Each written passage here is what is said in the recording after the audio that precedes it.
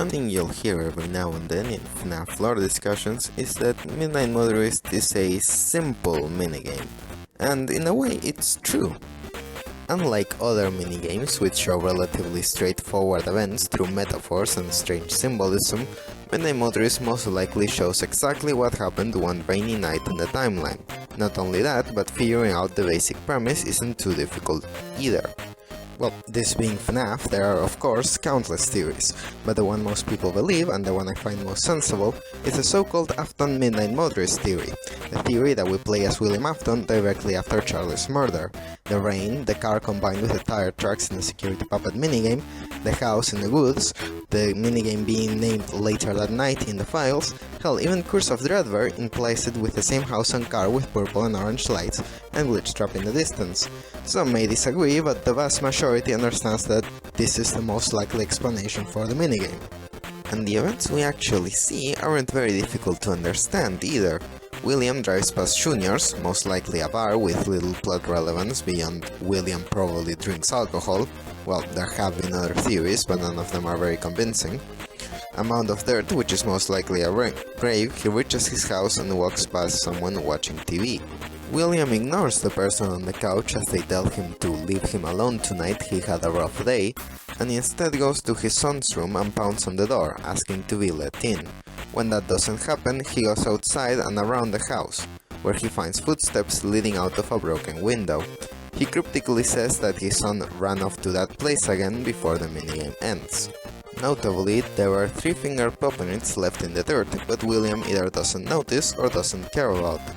However, as simple as this all sounds from an objective standpoint, you may have realized I skipped over some important identities. And this is where the real debacle begins. Who is buried in the grave? What animatronic was outside? And, most importantly, who is on the couch and who has run away?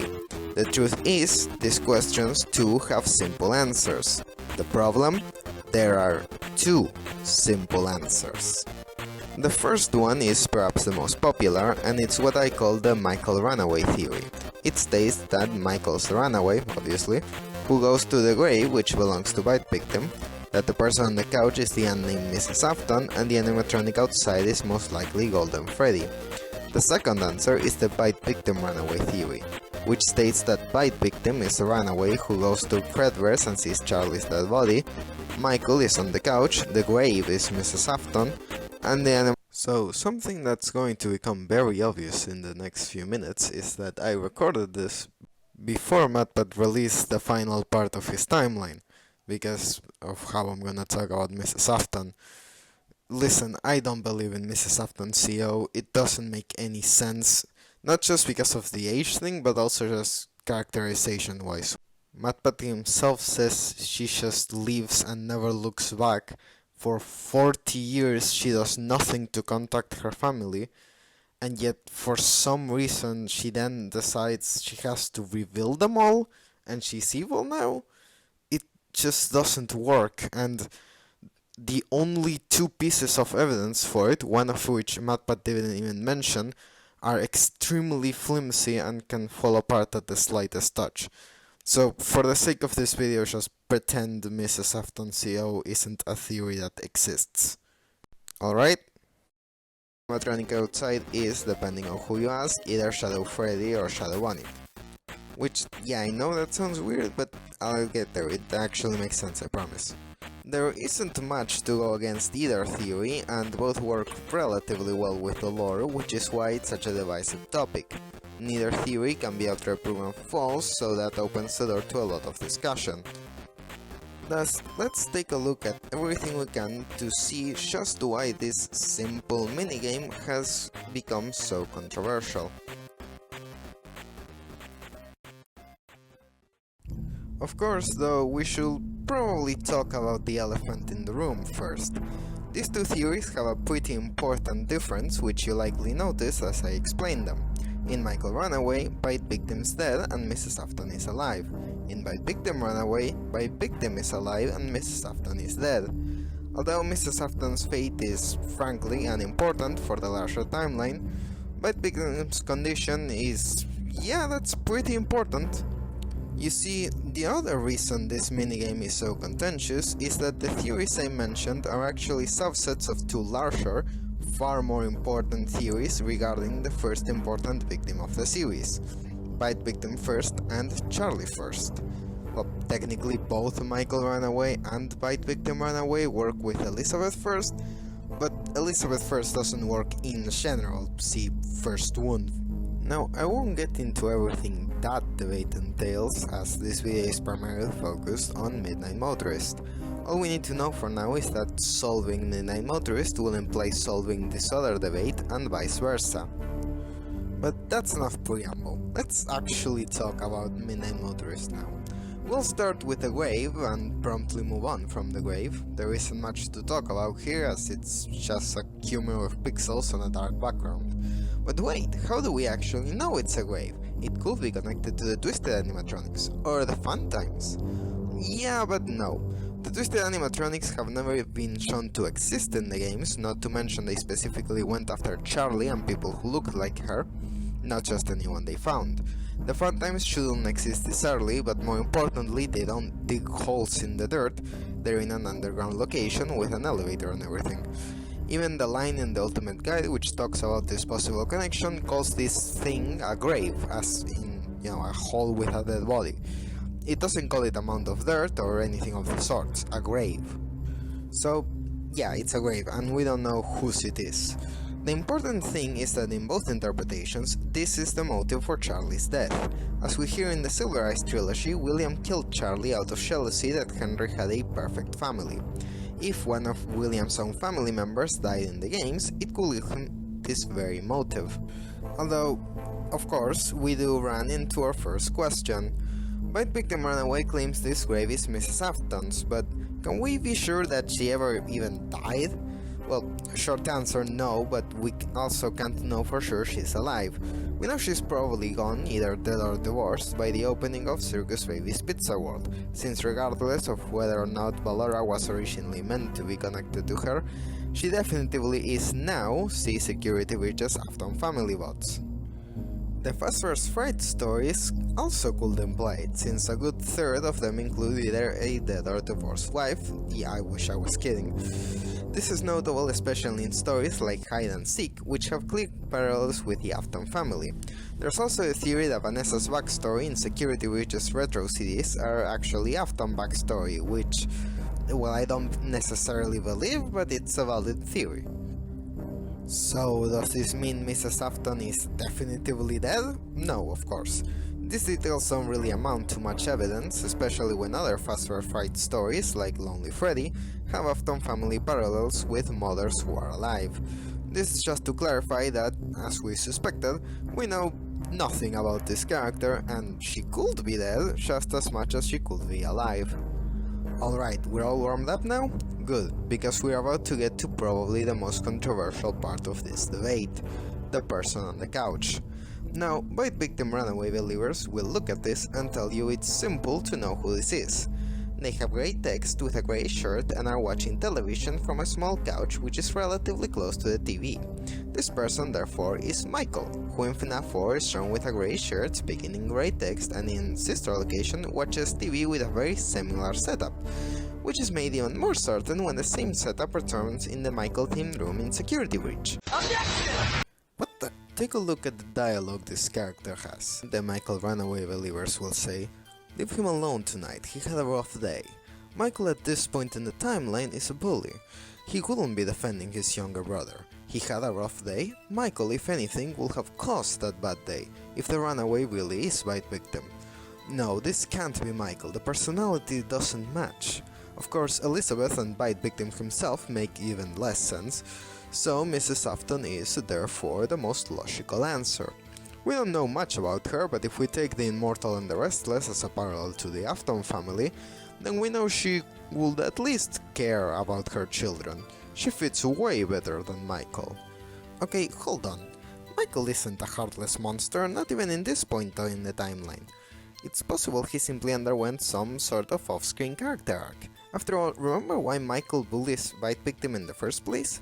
Because he's scared of animatronics and gets more attention from William, implied by Immortal and the Restless and some Phosphorus Fright stories. But we know that Byte Victim at one point liked the animatronics because of the plushies he keeps, yes? Then what if Byte Victim only became scared of animatronics after seeing the puppet next to Charlie's body, and William only started paying more attention to him when he became a sort of witness to his crime? Then it's believable that Michael would only start bullying him after this event. And you really think that's the most logical conclusion? We don't have any indication of this arc beyond wild speculation. It could only be acceptable if the evidence was less shaky, but it just isn't very convincing. Watching TV isn't exclusive to Michael, and hell, Mrs. Afton herself could be related to the TV via Immortal and the Restless.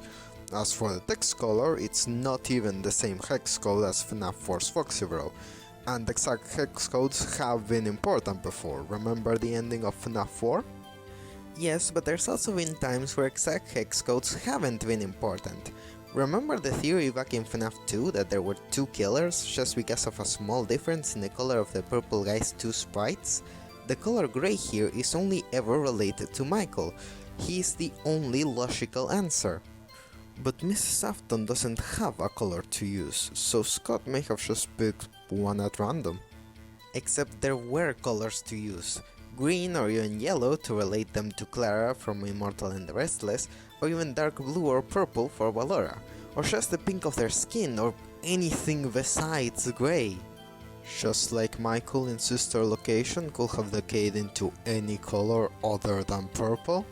Yeah, but that one actually means something. It represents that Michael and William are similar and even have some parallels. It's symbolism, not just a random red herring. A random red herring like William being orange? William isn't purple because he's not wearing a security guard outfit. Hell, for all we know he's wearing a raincoat, that's why he's orange.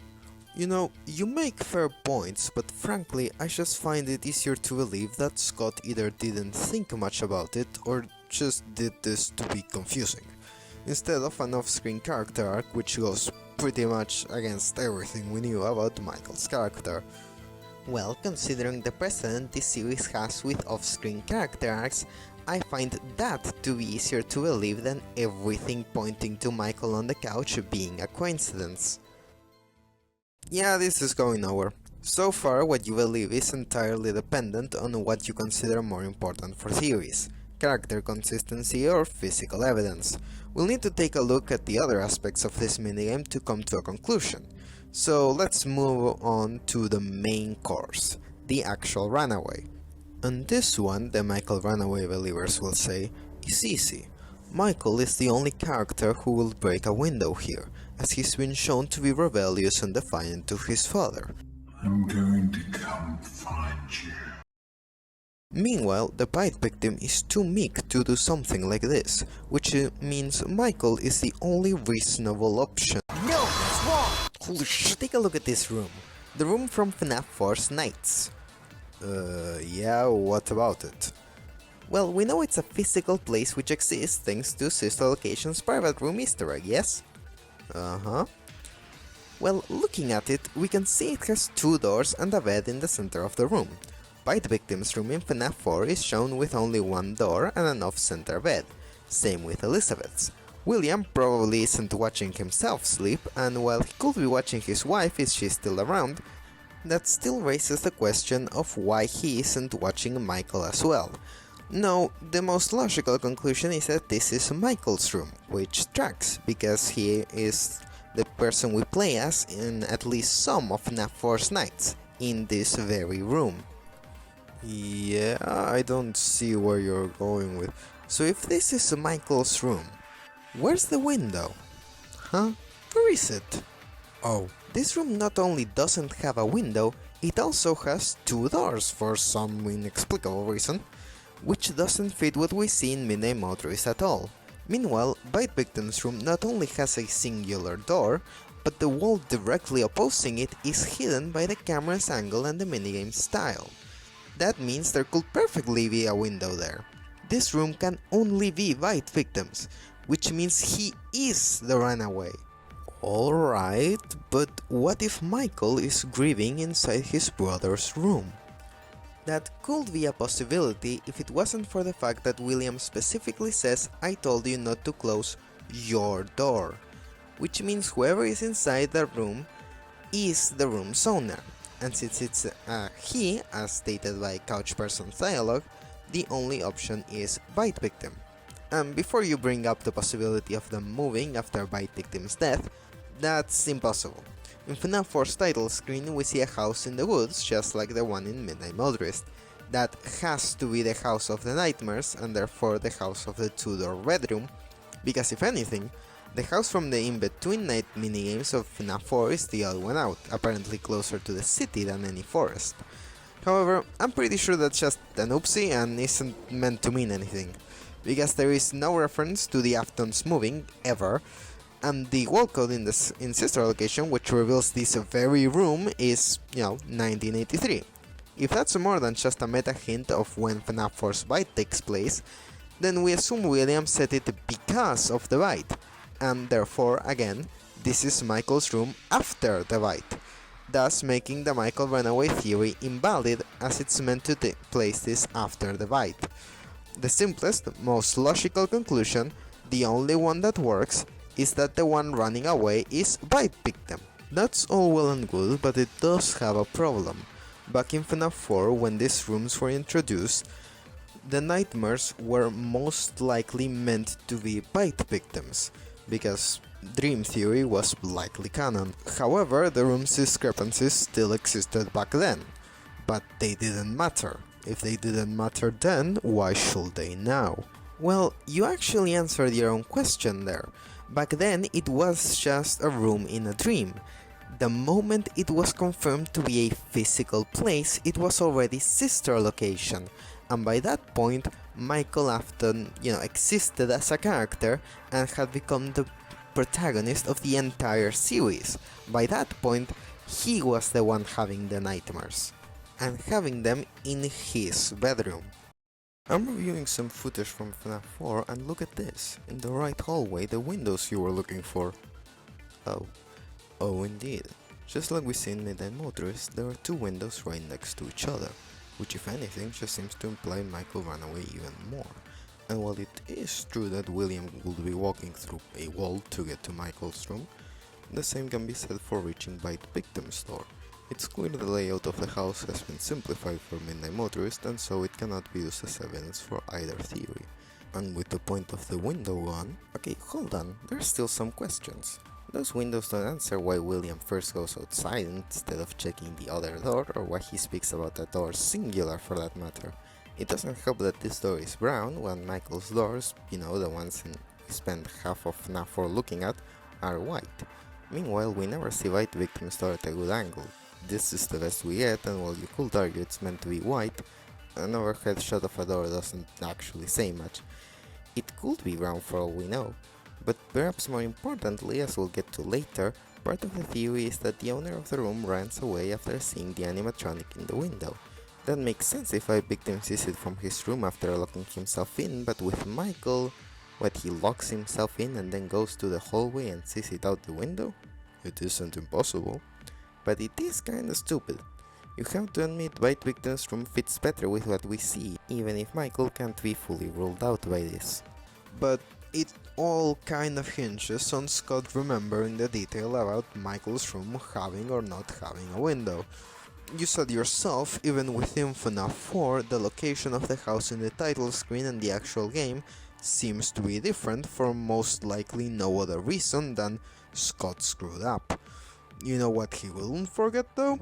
The very basic plot point that Bite Victim is not the type of person to break a dumb window. Well, off-screen character arc? Oh, for the love of... I mean, Bite Victim could have been more courageous before being traumatized by whatever he saw. Children's personalities are pretty malleable, unlike the placement of windows on doors, which are significantly less malleable. You really mean to tell me that Scott will manage to keep a location consistent, something he has had trouble doing in the past, as opposed to keeping a character consistent? Elizabeth, Vanny, William, Charlie in the books, arguably every character in this entire series pretty much. Fair, but those characters are far more complex than Bite Victim. It should not be difficult to keep a character consistent when he has exactly one character trait which he is named after. I'm not so sure about that. I'd argue it's more likely that he got the location right as opposed to the character, considering Scott's track record. And we reach a dead end yet again, because like before, neither theory is perfect, but neither theory can debunk the other, which means that which one you believe still comes down to the same thing as before. What do you place more value in? A cohesive narrative which keeps the character consistent, or what the physical evidence shows? It all really seems like it's coming down to what animatronic is outside. And thankfully, the Michael Runaway believers will say, there is only one logical option for this, and that is Golden Freddy. Oh yeah? How can you be so sure? Well, it's simple. Look at the 3 rounded toes. That narrows it down to just a few animatronics, namely the Withers and the Springlock suits. However, there is only one set of footprints, which means whatever this animatronic is, didn't walk to or from this location.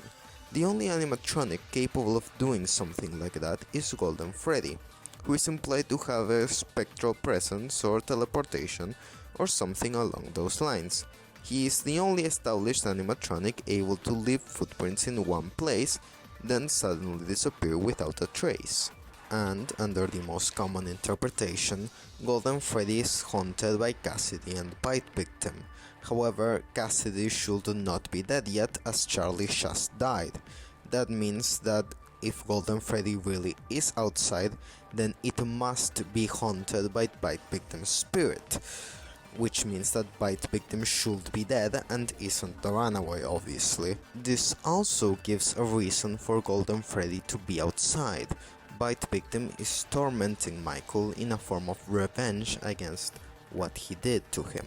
Thus, Golden Freddy is the animatronic outside. It only makes sense. And that's it? You haven't actually provided any direct evidence.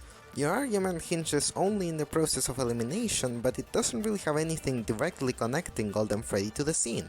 Does it need to? If it's the only option, then that does imply he was there, right? Except he's not the only candidate. Oh? Who else could it be? Shadow Freddy. What in the name of all that is holy are you even talking about? Okay, hear me out. I know Shadow Freddy sounds like a bit of an asshole when I just say it like that, but there are some things that could point to him being there. Think about it. What is the one important thing we actually ever see Shadow Freddy doing? That will be his appearance in the FNAF 3 post-9 minigames, where he asks to be followed by the animatronics. Follow me is his catchphrase. Tryhard Ninja has a song about it. And not only that, but the way he asks it is very similar to the way the puppet does it in FNAF 2's Follow Me minigame. This potentially connects the two in some way, and the connections don't stop there. In the very same game Midnight Motorist takes place in, Pizzeria Sim, Charlie shows up inside of Lefty, one of the only black bears in the entire franchise aside from Shadow Freddy, a nightmare I guess. Not only that, but in the opening there is also this weird Shadow Freddy thing. It's debatable whether or not he is Shadow Freddy, but he still shows up in a game which has some similarities to Give Cake, a game closely related to Charlie's death. And not only that, but promotional art of the game showed this opening minigame as a version of Give Cake. And it's true that using promotional material that didn't make it into the actual game is iffy as evidence, but I still think it's worth considering. Is it possible then that Shadow Freddy is some form of expression of Charlie's agony, spirit, souls, memories, whatever, which manifests itself outside of Bite Victim's bedroom to ask him to follow it towards Charlie's corpse? That could even recontextualize the age-old "what's seen in the shadows is easily misunderstood in the mind of a child." As much as that phrase's meaning has probably changed over the years, nowadays it could mean Bite Victim misunderstood the scene he saw of the puppet holding Charlie's corpse, with a reference to shadow being about Shadow Freddy. That's all quite vague evidence, don't you think? Also, isn't Shadow Freddy William in FNAF 3? Actually, no! In the Ultimate Guide, in page 42, it specifically says that we know for sure that the Shadow animatronics are trying to help the children, and that Shadow Freddy is only trying to lead the animatronics to their killer, so they can get their revenge. This characterizes him as not extremely smart, which also fits with what we see in this game, because clearly Shadow Freddy is not the brightest if he thinks that leading Bite Victim over to Charlie's corpse will help in any way. But of course he doesn't have to be smart, he's just an expression of agony, remnant, whatever. Oh, that could also explain why Bite Victim is acting so strange as to break a window and all that stuff. Maybe Shadow Freddy has an almost hypnotic quality which... Alright, so you really think Shadow freaking Freddy is the one outside? Well, I guess it could also be Shadow Bunny, since he also has 3 rounded toes, a spectral presence, shows up in the FNAF 3 Happiest Day setup. Okay, I get it. However, I can't help but feel you're putting the cart before the horse here, the animatronic before the stage, if you will. Although there are loose connections between Shadow Freddy and the puppet, it's a bit difficult to imagine why on earth he could be here, when we don't even really know what he is. A manifestation of Charlie's agony isn't out of the picture, but the only evidence will be this very theory. There is ultimately little evidence to suggest either Golden or Shadow Freddy's presence, but at the very least we know for sure Golden Freddy, exists. We know what he is and why he would be outside the window. Shadow Freddy, on the other hand, raises far more questions than he answers. And Golden Freddy doesn't raise any questions? Looking at him too long in the game kills you, and the Runaway seems to run straight towards him. No. For starters, it could be Cassidy making the decision to kill Michael, but even if she isn't, in this case, Michael would only run out after Golden Freddy disappeared, the animatronic only appearing long enough to leave a footprint, which, I may note, we're not even sure Shadow Freddy would be able to, because spectral presence and all that. Well, at the very least, we actually do see Shadow Freddy standing at some point. Golden Freddy up to that point had always been depicted as sitting all the time, and even now, the only game where we see him standing is AR. That's not even the same Golden Freddy. But I don't see a bad print anywhere. Did he just decide to stand up when it was the most inconvenient time for theorists? Oh please, I hardly find that important when the character you're arguing for has no reason to be there and is dubiously canon at best. Well, but arguing based on motive doesn't get you anywhere in FNAF because all the characters are all over the place. But motive and solid characterization are the basis of a good story. Alright, that's enough. I'm pretty sure the issue with this minigame has been made clear. Midnight Motorist may be a simple minigame in the sense that the actual events are easy to figure out and that once you do, there isn't anything particularly strange about it. However, the real problem, as stated before, is that there are 2 possible simple solutions for it. Both of them make sense and both of them are pretty strong with solid evidence for both, but neither is fully infallible. Ultimately, it comes down to what you want to believe. Michael Runaway keeps the characters consistent without need for weird loops in character progression and without pulling random characters out of nowhere to answer important questions. However, it suffers from being more so an educated headcanon than anything else, since there is little to no physical evidence for it, and there is even physical evidence against it. Meanwhile, Bite Victim Runaway does have more physical evidence, some of it pretty strong, but it suffers from character inconsistencies which have to be covered haphazardly by strange character arcs. It all ultimately comes down to personal preference. Of course, that means I personally believe one of these over the other, and considering this is my video, you might be wondering which one I prefer. To answer that, I actually have to talk about an aspect of the debacle I haven't covered yet. One that, again, isn't definitive proof or anything, as there is none. It's just a thing that personally tips me over to believing Bite Victim Runaway over Michael Runaway. That, the evidence I've mentioned before, and the fact that I just believe Charlie first in general. Because this is where other theories start bleeding into my interpretation for this one. After all, it's basically impossible to make one FNAF theory without having to talk about at least like 15 others. You see, I'm talking about the impact the events of Midnight Motorist themselves have on the larger story, which is obviously very much up for interpretation. Of course, as I already discussed, both theories have large lore implications since they tie back to Bite Victim First and Charlie First. However, what I mean is, in the narrative, what purpose does it serve that we're being shown this exact sequence and not, say, anything else that could imply the very same things? In particular, I want to focus on the last line of the minigame. He'll be sorry when he gets back. Under Michael Runaway, William is saying this about Michael. However, we never see William punish Michael for this. It's a Chekhov's gun that never fires. Other sources imply that William was already abusive before everything went down, so it's not like this is particularly new information. Though some will debate that William wasn't always abusive, but it's FNAF, everyone will debate about everything. By comparison, Bite Victim Runaway has much larger ramifications in the story, most notably in FNAF 4. This sorta comes from the theory being linked with Charlie First, but the events we see in the minigame themselves are actually important in the context of FNAF 4. I've brought it up before, but let's think about it in more detail. Remember what you saw, says the Fredbear plushie to Bite Victim. But what did he see? Bite Victim first has to hand-wave this away as just someone putting on a springlock suit, what's seen in the shadows and all that.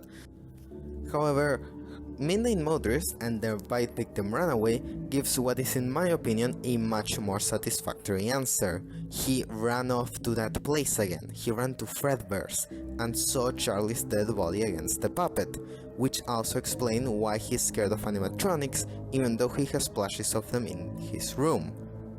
And then the line I brought attention to before, he'll be sorry when he gets back. Unlike Michael, we do see Bite Victim getting presumably punished by William at the start of FNAF 4 when he locked you in your room again.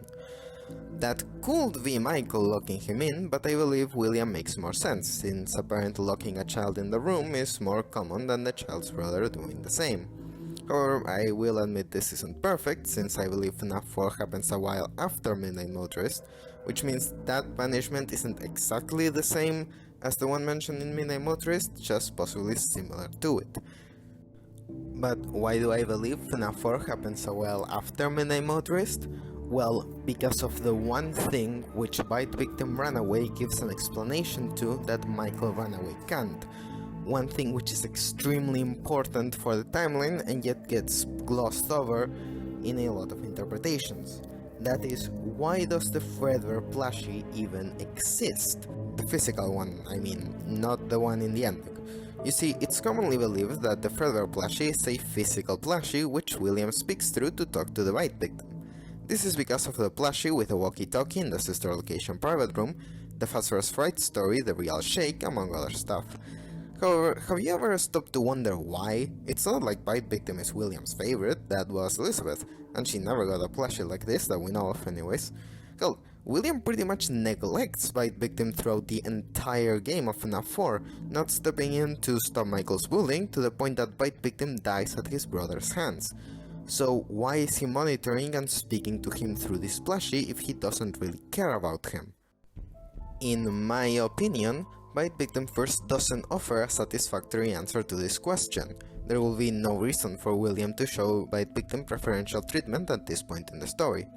However, Charlie First, and specifically Midnight Motorist and the Bite Victim Runaway, does. Because remember, in this theory, Bite Victim saw Charlie's dead body. For all we know, he's the first or maybe even the only person to have seen it. Yet, William was handed a golden ticket when Bite Victim presumably told him that the puppet killed Charlie, because now William can use Bite Victim's newfound fear of animatronics and Fredbears in general to scare him into silence, by constantly reminding him of what happens if he finds you, possibly of what happens if the animatronics hear him speak of Charlie's death. He effectively traumatizes Bite Victim into silence.